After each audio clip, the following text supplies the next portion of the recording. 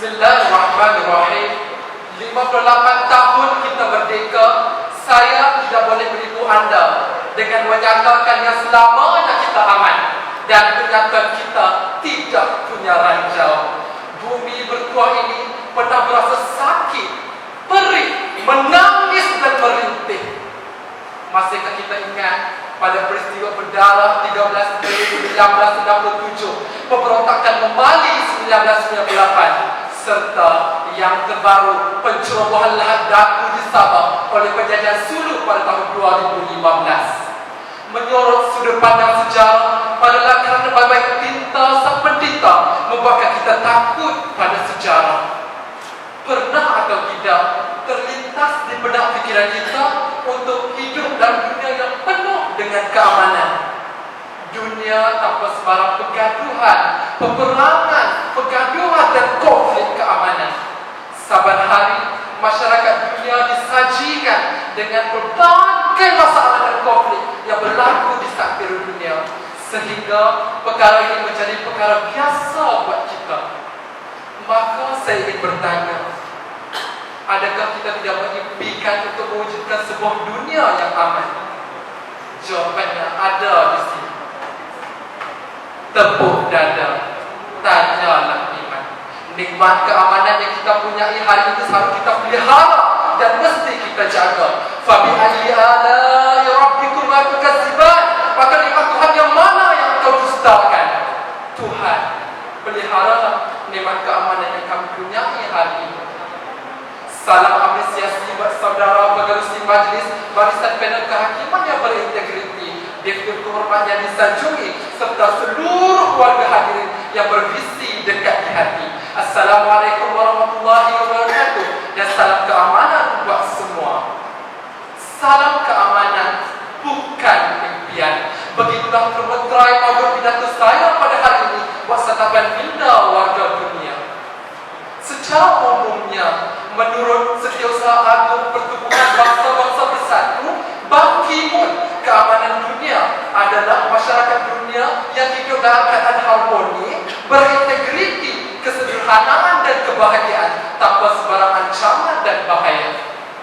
Namun, dari sudut cerah pandang situasi semasa, kita lihat dunia yang kita diami hari ini penuh dengan krisis dan pergelutan yang berlaku, yang sudah cukup membuktikan bahawa kita tidak mengimpikan keamanan dan mampu untuk membeli harga sebuah keamanan.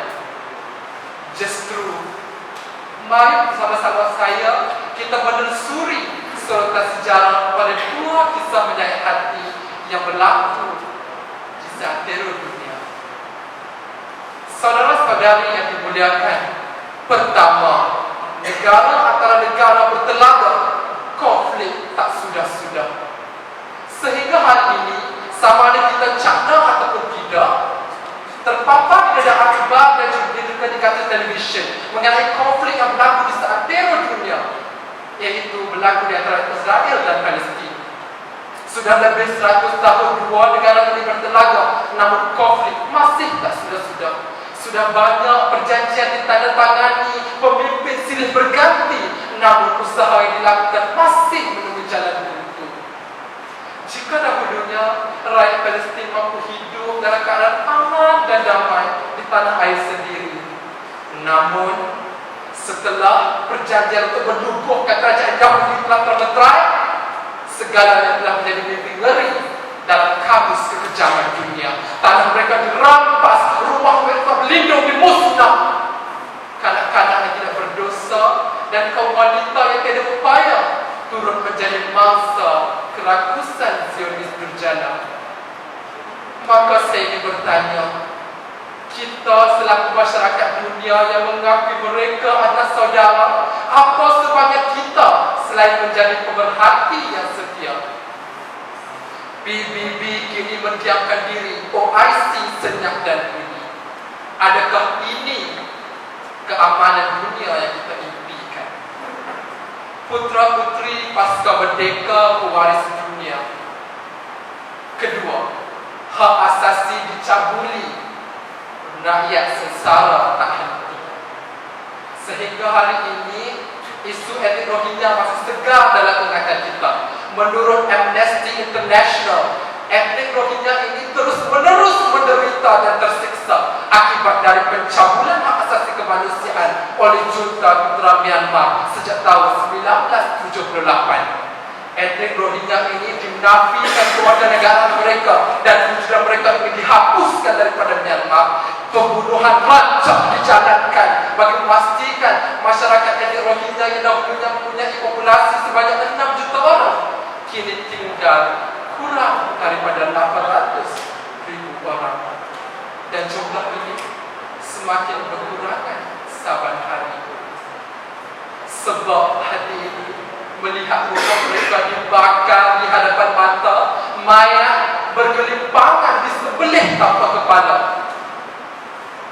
Jadi kita selaku keluarga dunia, apa sebagai kita yang lebih menyayat hati, kadang-kadang yang tidak berdosa diikat dan dipumpan ke dalam sungai. Pembunuhan etnik terus-menerus berlaku. Pelampau kuda bersorak keriangan. ASEAN masih berdiam, dan seperti biasa kita masyarakat dunia masih lagi kekal menjadi pemerhati yang setia. Sebentar lagi apabila kita keluar dari dewan ini, dongaklah ke langit lepas dan fikirlah, bumi ini merupakan salah satu planet kecil di antara berbilion planet lain di angkasa, dan kita hanya menumpang di satu sudut kecil di atas muka bumi ini. Jika kita tidak mau bersyukur, maka insafilah bahana kaum Unitis di Afrika, Aryan di Mesir, Unitis di Penonia, dan juga ribuan mangsa yang ditinjau di bawah panji Pakatan. Anak-anak bangsaku, itulah cebisan suka duka dan air mata buat santapan halwa telinga. Kita dengar, kita kaji, kita fikir apa yang bakal terjadi. Semua ini merupakan satu realiti dan bukan lagi satu dongeng turun-temurun daripada nenek moyang kita. Sebelum saya meninggalkan pentas ini, saya ingin menyeru seluruh keluarga hadirin agar kita pelihara keamanan yang kita punyai hari ini dengan sepenuhnya.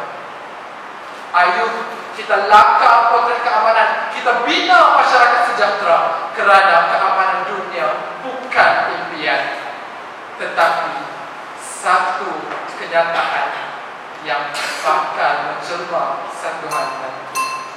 Sekian, wabillahi taufiq wal hidayah. Wassalamualaikum warahmatullahi wabarakatuh.